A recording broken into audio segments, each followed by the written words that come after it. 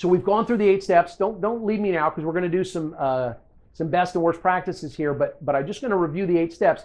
The bottom line is that these reviews, this stuff online, social reviews, whatever, those are called user-generated content. And user-generated content is not going to go away, and it's not going to become nice by itself.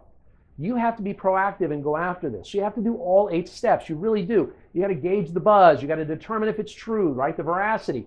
You got to repair or replace. Then you got to devise a strategy. So like in Heather's case, they did repair or replace. Now they need a strategy to generate 5-star reviews to push some of those 1-star reviews further down.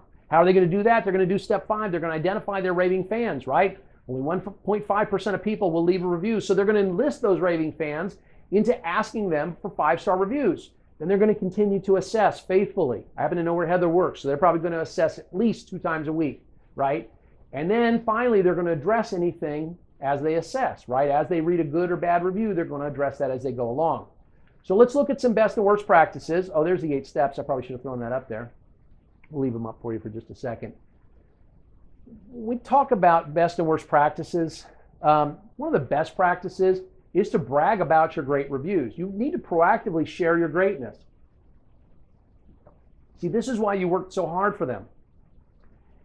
And it's important because you might have a 5-star, 4.9-star review on one site and a 4.2-star review on another site. And your competitor's at 4.6 on both sites. Well, I want to share where I'm 4.9, right? So I need to proactively do that. I need to proactively share my greatness as I move. This is a car dealer that I do business with. They've got a 4.9 on Google, and guess what? At the bottom of each email it says, Google, see what our customers have to say. When people click through, they're taken right to a page that shows this dealership has 760 reviews on Google and a 4.9% rating. That's perfect. They're bragging. Everybody who sends in a price quote request to this dealer, they get a chance to find out why this dealer is so great. See, it's important though when you're sharing that you maintain the unbiased third-party feel when this stuff is presented by you.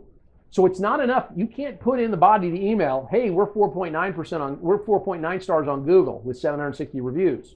You have to send them over to Google. Let them see that it really is Google. It really is this third-party trusted review site where you're 4.9.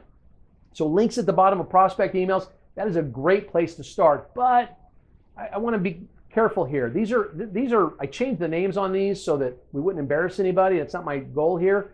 I also found these links at the bottom of prospect emails from dealerships. The first one, read what others say about Steve's Cars. When I click through it, it's not really Steve's Cars.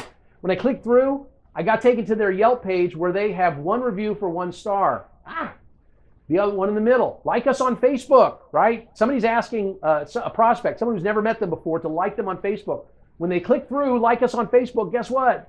They find out that car dealer has 7 1-star reviews and 3 5-star reviews. Yikes. Don't shoot yourself in the foot.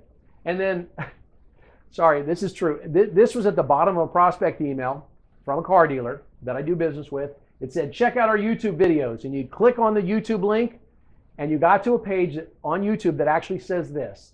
This account has been terminated due to multiple or severe violations of YouTube's policy against spam, gaming, misleading contact, or other terms of service violations.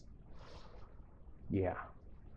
I want to brag about the great reviews, and I don't want to make it easy for someone to find out where we've had issues, right? You can also, you don't have to just do it on emails. You can brag on your own website. This dealer, this is a great dealer. This is one of the Berkshire dealers.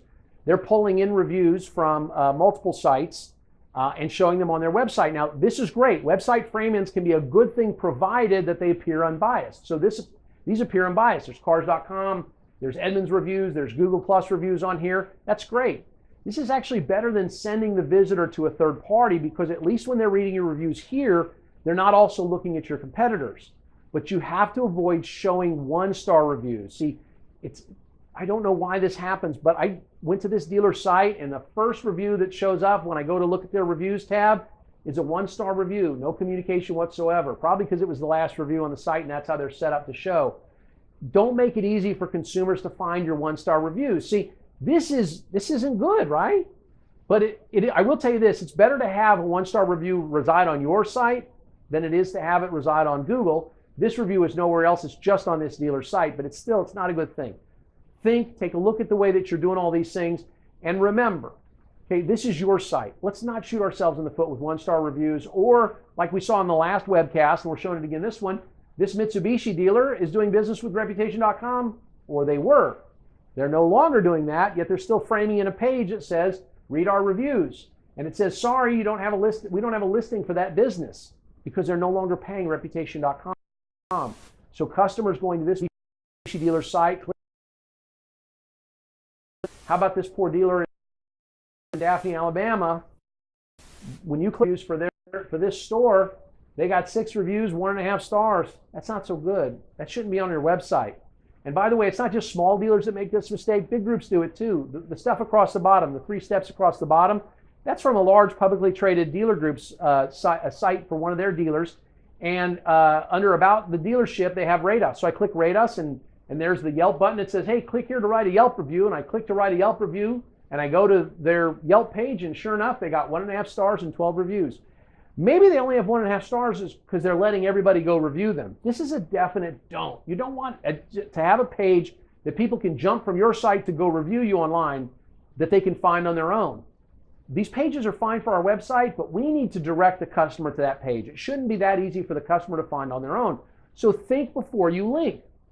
Remember, one negative review can reduce business by 22%. So sending a customer your Facebook page is great, provided that your 1-star reviews don't outnumber your 5-star reviews.